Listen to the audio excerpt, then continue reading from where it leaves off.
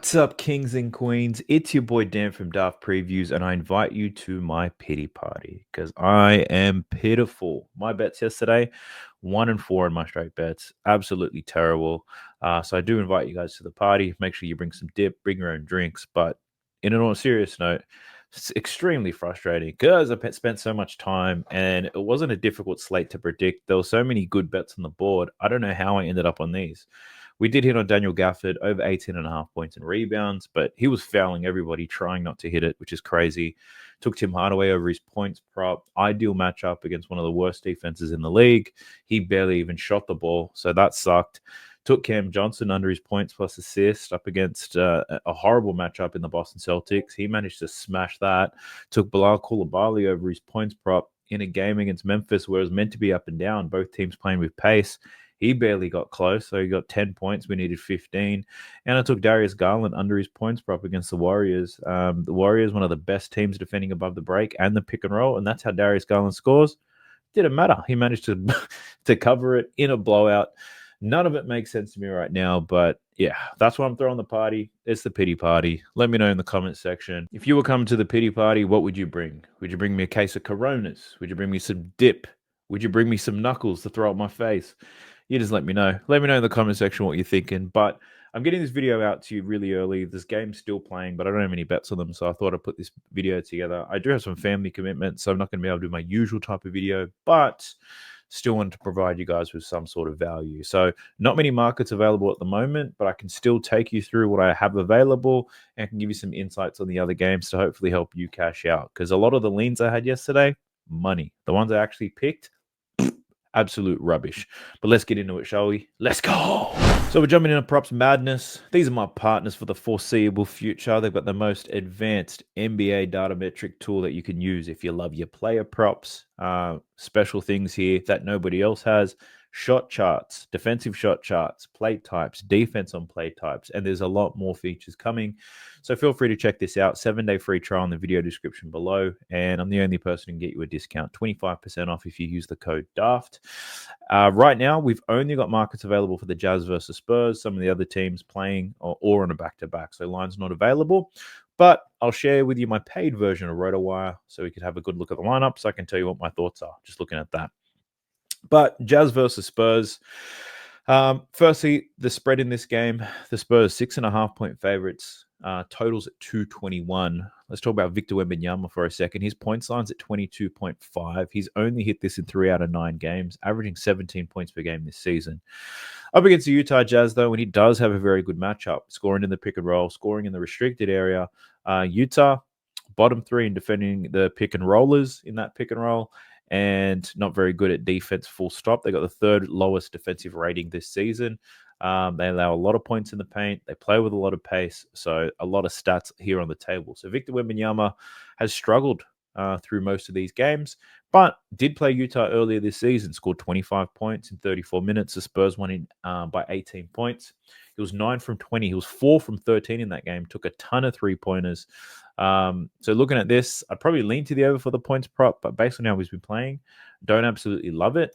We know that Victor Wembanyama loves throwing up threes. He's in love with them at the moment. He's cashing at 1.6 per game. He did make 4 the last time he played Utah.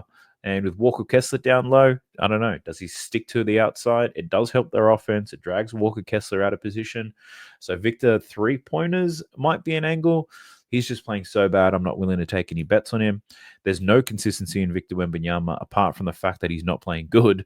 So if you're brave enough, you could try to take his under in his PRA. The line's at 37.5. He's only hit this 3 times. He's averaging 29.9 PRA. And if the Spurs happen to blow these guys out, Devin Vassell is back after all. But at the same time, Devin Vassell can probably support Wemby. He's the only, you bringing in a player that's probably worth defending. All the other guys on the Spurs, you don't necessarily have to defend them too hard. Wemby, you can isolate him, whereas Devin Vassell needs to be respected. So interesting to see what type of impact he has. My gut tells me that Victor Vassell coming back, not Devin Vassell, Victor Vassell. Devin Vassell coming back, I think it opened things up for Wemby. I think Wemby has a great game, and it's got nothing to do with data. That's purely on gut feel. Let's talk about Harrison Barnes for a second. His point line's at 11.5, inconsistent as hell, hitting this in 3 or 9 games, averaging 9.7 this season. He scored 8 points the last time he played the Utah Jazz. Harrison Barnes, like most of the players you're going to find in this game, have a pretty decent matchup. Defensive rating is poor. Loves to shoot from the restricted area and the outside, and the Utah Jazz not good at anything. Just have a look at this. There's a whole lot of green there, meaning that most players have a good matchup. So what you could do is put matchup aside and think about who's going to get the volume, who's going to get the opportunities, who's got a weak defender on them. Probably one way that I'd like to look at it. If we take a look at the lineups real quick, Chris Paul, Stephon Castle, Champagnie in the backcourt for the Spurs. For Utah, Keontae George is a game time decision. Colin Sexton, Cody Williams, the Rook. Could be a weak point that they target. Who knows? But Harrison Barnes, I've got no interest in playing him on his points. His rebounds look inconsistent there, and his assists, he ain't giving you nothing. Champagnie is an interesting one. I think he's somebody who could probably lose a bit of time with Vassell coming back, perhaps, but he has been playing well. At this point here, where everything is red, that's when a lot of people got burnt, myself included, betting on Julian Champagnie. Last 3 games, been killing it, 21, 13, and 14 points. His line's at 10.5, has a very good, actually doesn't have the best matchup here now I think about it. Here's one thing that the Utah Jazz do well. They limit spot-up shooters. Terrible in transition, but they do limit spot-up shooters quite well. So that doesn't bode well for Champagnie. He scored 6 points when they last played. Only took 7 shots in that game, 0 from 1 from deep. So it looks like the Jazz probably really bad at defending on the ball. Off the ball, they're probably doing a decent job. So Champagnie, I got no real look there. His rebounds have been a very consistent play, though. His line's at 4.5. He's hit that in 7 out of 9. Did have 6 rebounds against the Jazz, and he only played 25 minutes. As of late, he has been playing more than that. 25 minutes is the second lowest amount of game time he's seen all season, and he managed to still cover it. So Julian Champagnie to get some boards. If you like consistency in numbers, that could be an opportunity. But the one thing I'd worry about is when Devin Vassell does come back, how does that impact Champagnie's minutes? So that's one thing that I'd be concerned about. I'm just checking RotoWire right now to see what the news is on Devin Vassell. Expected to make his return against the Jazz. So that's pretty good. If we look at the depth chart for them real quick, Devin Vassell as a 2, Champagnie listed as a 3/2. So it probably doesn't impact Champagnie too much now. I think about it. Stephon Castle, the rookie, Branham, they'll probably be impacted a little bit more.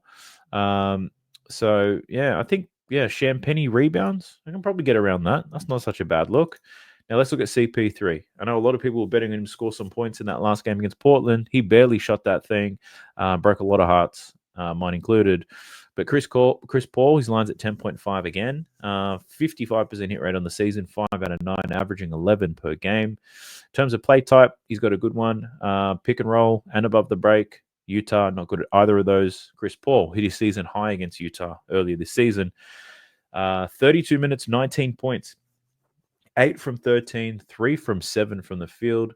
So CP3 could be having an interesting look here. The matchup is nice for him, but with Vassell, does he shoot more? That's the difficult thing with Chris Paul. He's going to be a very hard man to bet on all year. But his assist prop, you would assume, is a bit more reliable. He's got a good matchup here. Line's at 7.5, had 10 assists against Utah last time from 22 potential assists. Last couple of games, potential assists have been down, but so has his minutes. So the main thing here is where would you project Chris Paul's minutes at? And you can actually do that on RotoWire, but I just don't know how much I can trust it, if I'm being real with you guys. But let's take a quick look. Actually, the projection minutes aren't up yet. We've got to wait till they're close to the game. Damn, that sucks. Let me get back to this. So Chris Paul, I wouldn't bet on him unless we know how many minutes we're going to see. Now for Utah, Lauri Markkanen, finally not a game time decision, which is nice to see. He hasn't been playing well this season, given all the injuries he's had. But at the same time, his line is high as hell. So could it be a good spot to take it under? His line's at 18.5. He's averaging 16 per game. But keep in mind, he had 35 against the Grizz. Hasn't really gotten close to it since. Played 29 minutes against the Bucks, but that was a blowout loss. So he probably should play 30-plus minutes today if they can keep it close with this San Antonio Spurs. Now, Laurie does score his points off the screen and above the break shooting. The matchup somewhat difficult here against the Spurs. The Spurs defending the paint somewhat decently. Above the break is where is their weak spot, and usually that's guards that are doing the damage on them. So Laurie's points prop, I can't get around that. Assists could be an interesting look. The odds for it aren't terrific, but averaging 2.2 assists this season, hitting this in 4 out of 5, and keeping in mind, didn't play a whole lot of minutes in a lot of these games. The potential assist volumes, it's not crazy high, and the San Antonio Spurs top 5 in terms of assists allowed. So I probably wouldn't get there. Rebounds for Laurie, this looks nice. 6.5 is the line. He's averaging 7.2 rebounds per game, and I think there's some upside in his minutes. So we could definitely see Laurie getting more rebounds in this game. Up against the San Antonio Spurs, I don't believe he'll be the person matched up with Wemby a lot of the time. That should be a Walker Kessler type role, unfortunately for him. But Laurie Markkinen could definitely be the biggest guy under the rim if Wemby's going to be taking Kessler outside. So Laurie Markkinen rebounds, that could be a good look. I wonder how he played against them last season. Let's check that out real quick. So last season, 3 games against the Spurs, Laurie Markkinen averaged 8.3 boards. He had 12, 7, and 6. So, yeah, it's not a bad look. Laurie Markkinen rebounds might be something I can get around. I'll add that to my short list. I'll be sure to investigate that a little bit more.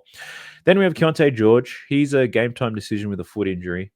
His line's at 15.5. I think this matchup is depends. It's not the best for him actually, because Keyonte George scores a lot of his points as from the spot up shooter. Now it's quite rare, given that he's the main point guard in this role. You'd think he'd score a lot more from the pick and roll, and he doesn't.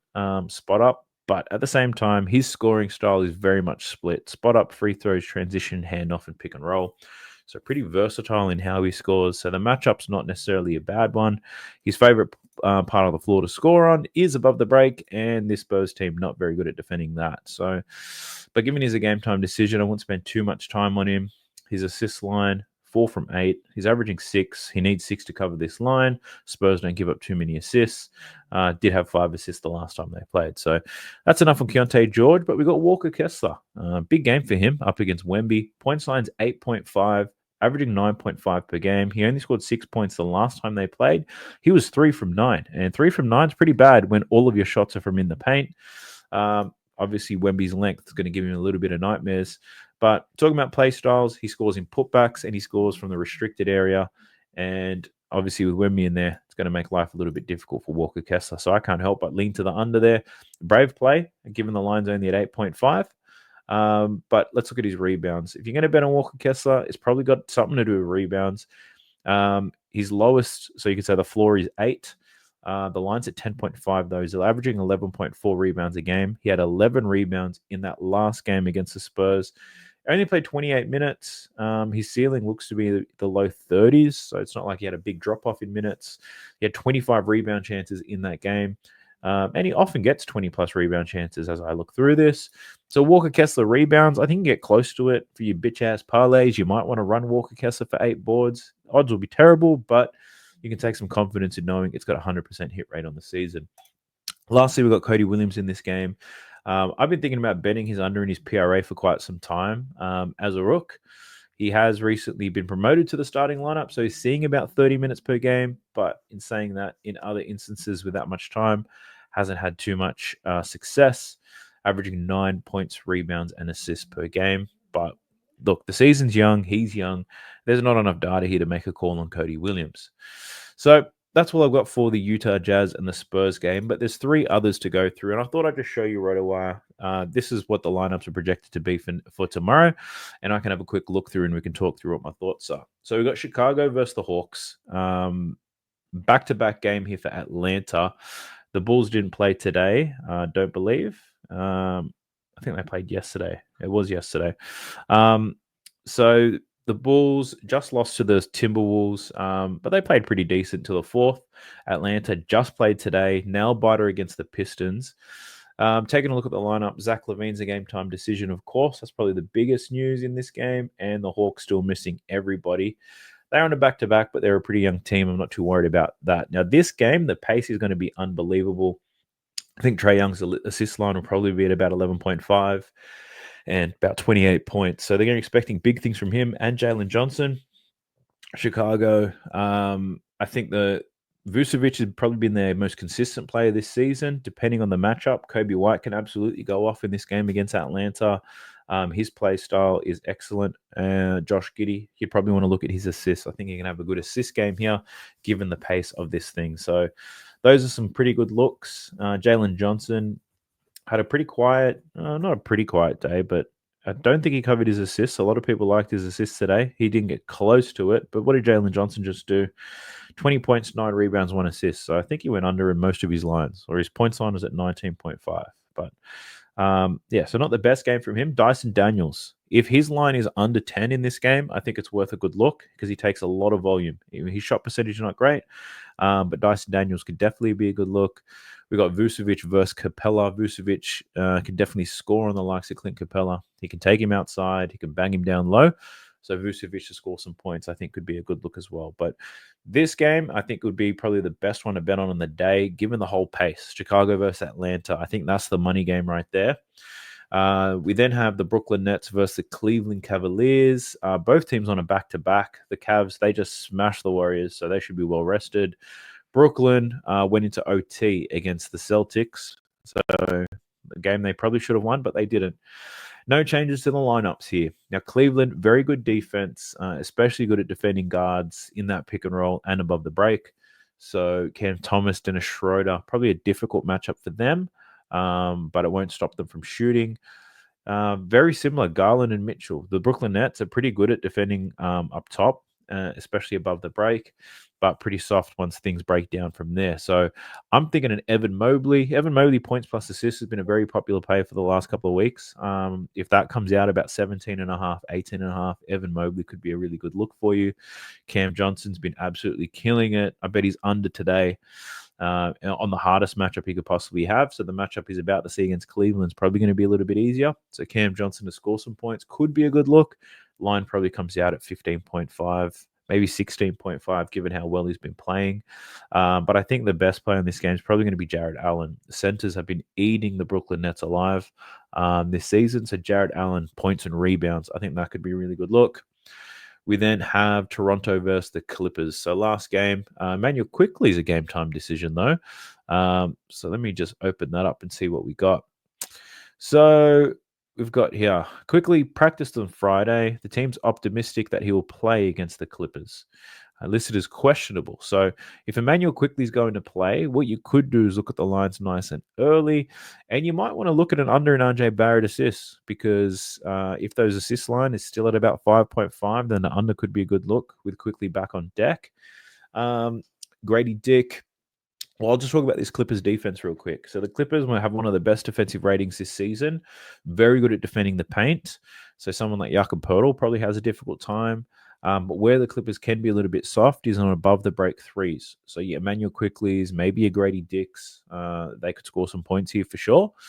The Toronto team, very weak against centers. So Zubac, he could have a big game here. He's been a little bit tentative shooting the ball, but they're very weak down low. They're actually pretty weak everywhere. They're not good defensively. Norman Powell could have a good game. James Harden assist. That's back on the table. But it all depends on how they play today, what the minutes look like. Those are the things I'd really consider. Actually, the Clippers, I'm checking this now. It's almost halftime. Harden is scoring like crazy, not diming up at all, and Zubac's not scoring at all. So, yeah, I think we probably see a reverse in this game against the Clippers. We might see James Harden rack up the assists. Zubac finally start scoring some points because he's only taken 2 shots and it's almost halftime. Norm Powell's got 18 points at the moment, which is pretty crazy. So, yeah, there's a couple of good options. I don't mind the games that have been played.